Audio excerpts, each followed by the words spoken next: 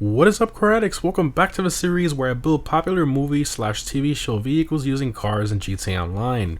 Remember to let me know down below in the comments what movie/TV show car you want to see me customize next, and I'll display the most liked vehicle suggestion comment in the next build video. Now, a lot of you guys suggested a Ken Block's Unicorn or any of his other cars for this video. However, I did want to integrate that into my past/OG customization series, so that's why I posted that for the last video. So for this one, I just went ahead and picked my own pick for this one.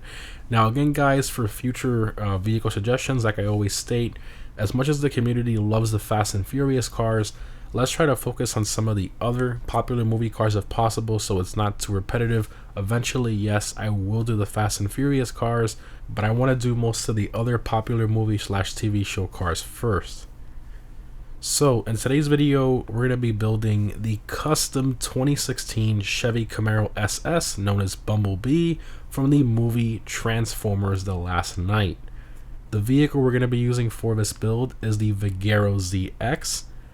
Now, this car is mainly based on the 6th generation Camaro ZL1, and again, Bumblebee was based on the SS, so technically not exact, but at the end of the day, they're still both 6th generation Camaros, so still very similar once the build is done. Now, the Vigero can be found on the 7 San Andreas website for just under $2 million, which is a pretty crazy price tag for a muscle car, something that's not a crazy supercar, but the styling, the customization, and the performance of this car, it's all really top notch. I mean, they did a really good job with it, so honestly, I do sort of think it's worth it, which I normally don't say for cars like this, but it really is. They did a great job with this car. But anyways, let's go ahead and start the build for Bumblebee.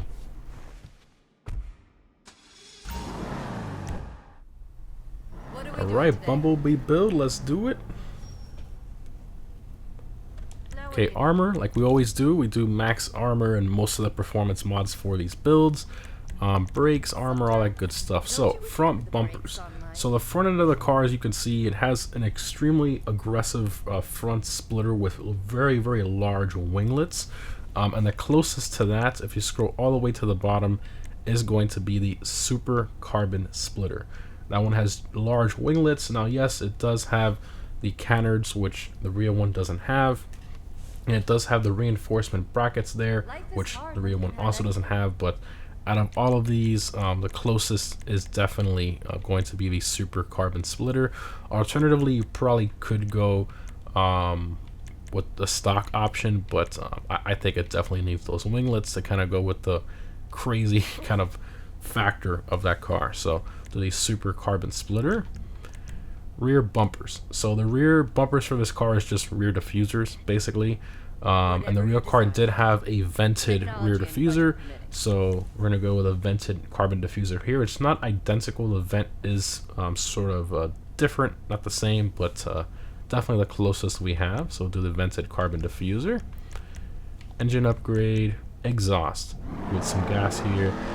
So for this one, you want to go with either the double exhaust, or alternatively, you can also go with the not the performance. Where is it? Oh yeah, the performance double exhaust. So, but that one does have carbon on the edges. So personally, I think the double exhaust will be the closest. So we'll do that. Grill options. Now the car did have a honeycomb grill, as you can see. However, it wasn't like this one, for example. The design of it was a bit different, and it looked a lot more like this one, for example. So that's when we're gonna do the black GT grille. Hood. Now the real car, the hood was kind of similar in shape to the ZL1. However, it had sort of like these vents within it. It was very strange the way they did it. But I've gone through all these hoods here, and the closest to me is actually gonna be a stock. Now you could add, if you see this option here, it adds some vents there. If I can compare it to the stock, you can see it adds vents right there. However, they're in the wrong location, so I think you're better off doing the carbon version of the stock hood, which is what I'm gonna do. And also, the car did have a black wrap, like a satin black wrap on the hood, but not the entire hood, just a small portion of it, which was weird, and also on the roof and the trunk. However, because of the color we're gonna do, we don't want the pearlescent transferring over to that.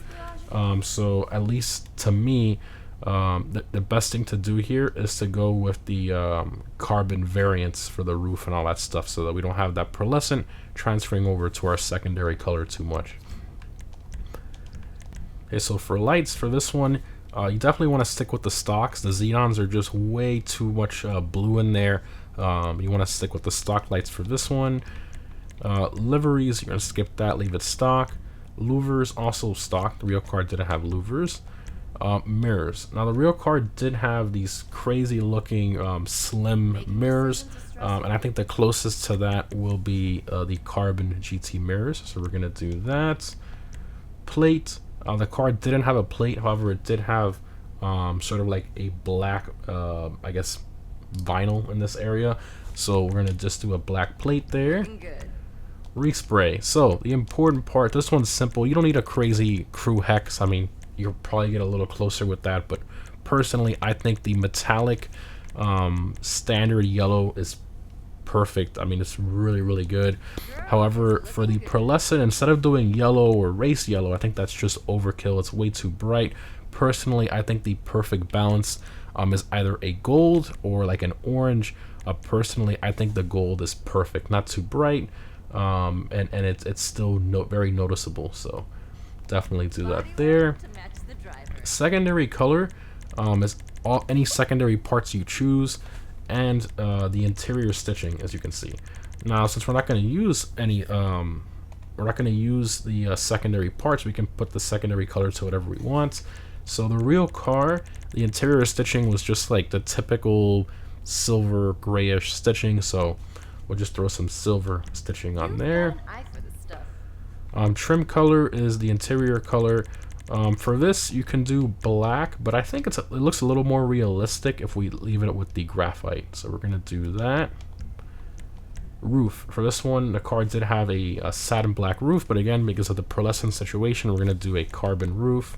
Don't she look pretty? Side skirts. So for this one, the real car did have a side skirt with a giant fin. So we're gonna go here to the bottom area, and it's gonna be, let me see, where is it? It's gonna be the trim performance, or the carbon performance skirts. Sorry, the carbon performance skirts. You can see it has a nice big winglet there on the edge. Not as big as the real car, obviously, but definitely the largest, and I think the closest out of all of these. So we'll do that. Spoiler upgrade. Now this one, there's no spoiler that's even remotely similar to that one out of all of these. However, you can sort of get a similar design language to that one, in my opinion, at least, with the spoiler called aftermarket spoiler. You can see the way it kind of curves on the edge of the wing there, and I think that's kind of similar to the real one in shape in certain areas. So we're going to do the carbon aftermarket spoiler for this one. Looks almost as good as you. Sun strips, you're going to skip that. Suspension. Now the car, it wasn't slammed like this. It was somewhere in between. So you can either go with street or sport. I think I'm going to go with the sport personally. Transmission. Turbo. The real car was actually naturally aspirated. It was just a Camaro SS underneath. So no supercharger, no turbo, no nothing. So we're going to not put the turbo on it. Honestly, I think if you want just a faster Bumblebee, maybe go with the HSW options if you're on next gen. I'm not going to do it on this video because I don't think it's necessary for the build, but because they're mainly just performance parts, internal performance parts. But if you want to do like an HSW build with no turbo, just like maxed out engine, transmission, HSW, all that stuff, that'd be pretty cool. But anyways, wheels. So for this one, the car does have a nice set of 5-spoke wheels, kind of like a nice deep dish to it as well. I've gone through all the wheels, and to me, go to these right here. These right here, the Wangang Master, however you say it, those to me are the closest, by far the closest in the game. It has a deep dish, it has a very similar 5-spoke look. It's not identical, but I think out of all the wheels we have in game, by far the closest. And then of course paint them black like the real car, and it looks super great so far. windows, black them out just like the real car, and that's all the options are there. It looks absolutely fantastic. Beautiful, beautiful build there. Alright, let's exit to ground, take it for a drive.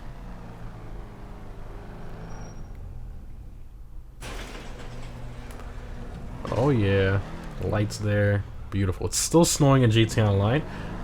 We're going on our 3rd event week of snow. It's a little excessive, but it's finally ending on the 11th. I'm recording this on January 6th, so a few more days. But yeah, looks pretty good in here. Give it some revs. Yeah, it sounds great. Let's floor it here. Obviously, we can't transform, but you do have the base car, which is nice. Sounds great. The Vigero ZX, I mean, it's just a fantastic car. It really, truly is. Even without HSW, this thing hauls. It hauls with the max performance stats, even without the turbo. This thing is very, very quick. Absolutely love it. Looks so, so good. Brakes, brakes, brakes. Ooh. You have a snow. It's a bit sketchy in the snow to drive these cars. Turn, turn, turn. Yeah, I mean, this thing, absolute beast. Absolutely love it. Alright, let's pull over, open all the doors and stuff.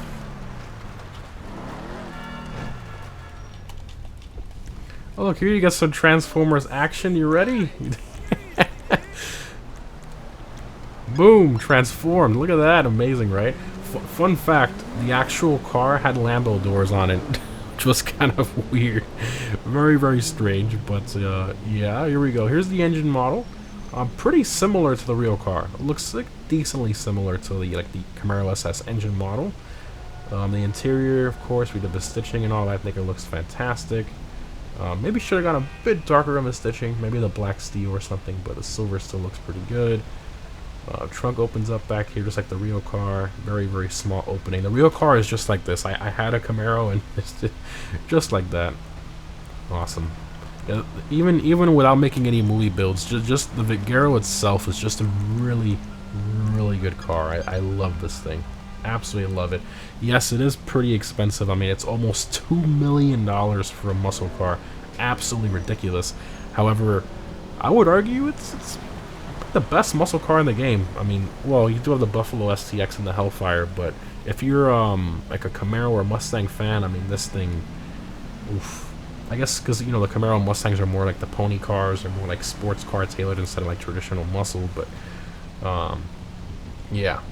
Let me know what you guys think down below, and of course, what vehicle you want to see me do a movie/TV show build for next. Thanks for watching, guys, and I'll see you in the next one.